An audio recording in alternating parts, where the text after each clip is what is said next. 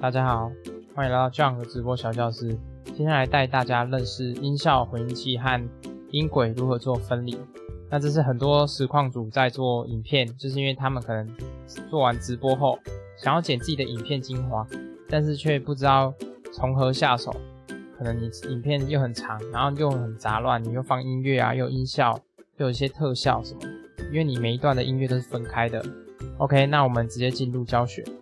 那我们今天开了一个游戏来做示范，那右下角这边是之前做过的一些功课，不会的话再看之前的影片去做学习。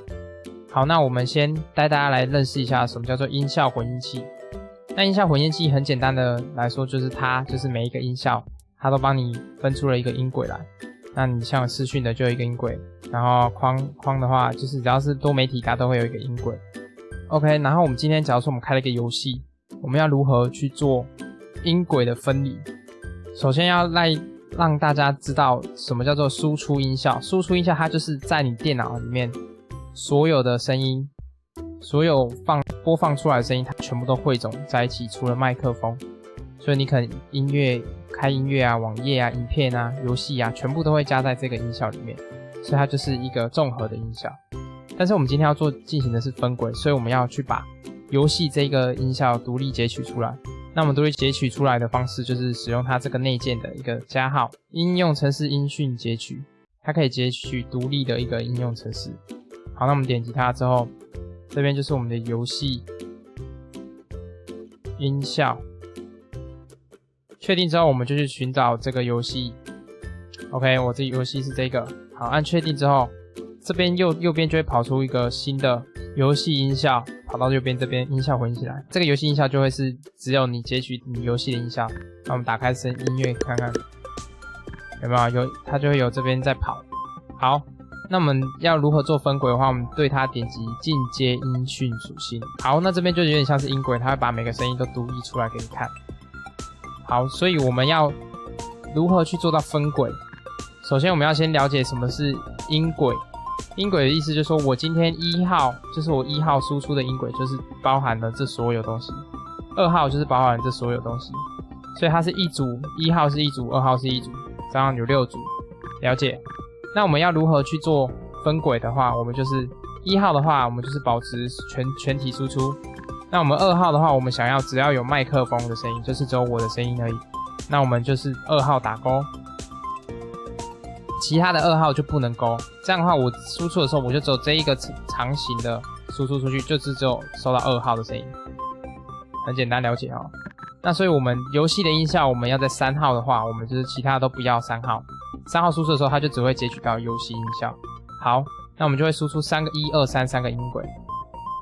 那你就会说，为什么但是我每次输出都只有1个音轨啊，为什么会有6个音轨？那我们等一下后面会做说明。那我这边要再带大家认识一下什么叫做音讯监测。那音讯监测的话，它认识的东西，它会有一种叫做监测的意思是说，我可以听到我的声音。假如说我今天开启麦克风的监测好了，喂，我就有回音，有没有？你们听到回音吗？就是会有回音。然后关闭监测的话，就是只有你讲话会输出出去，不会再从你的喇叭啊，或是你的耳机返还回来。那如果我们仅监测和输出都打开的话，它会变成就是回音也有，但是输出也有。那关闭监测，它就只会有为什么6个音轨呢？我们就带大家来做设定。OK， 那我们这边设定好之后按设定，在输出这里录影，这边有6个音轨，有没有看到？所以你每次输出都只会有1个音轨，就是因为你只有勾1个，预设只有勾1个。所以我们接下来如果要这2个的话，我们就是2、3打勾。那我们套用确定之后，我们来录制看一小段看看。那我现在就是讲话，然后它音效也有在跑。OK， 我们停止录制之后，你可以使用你的 PR 程式啊，或是你可以使用其他。我今天用 PR 示范，把它拉下来，有没有？你就会看到它有3个音轨。3个月，那第一个它就是综合的音轨，我们把其他2个静音。那我现在就是讲话，然后还有音乐，也有我的声音。好，那第2个的话，它就是只有我的声音。那我现在就是讲话，音乐。好，那第3个的话，它就是只有音乐，没有我的声音。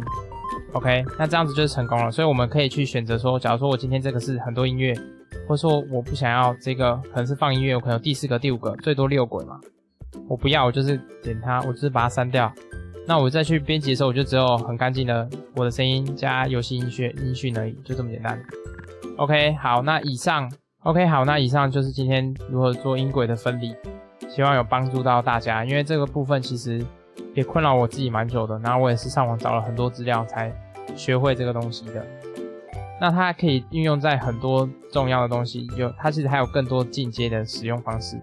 那之后的话，在进阶的课程上会再教给大家。OK， 感谢今天大家的收看，我们下次见，拜拜。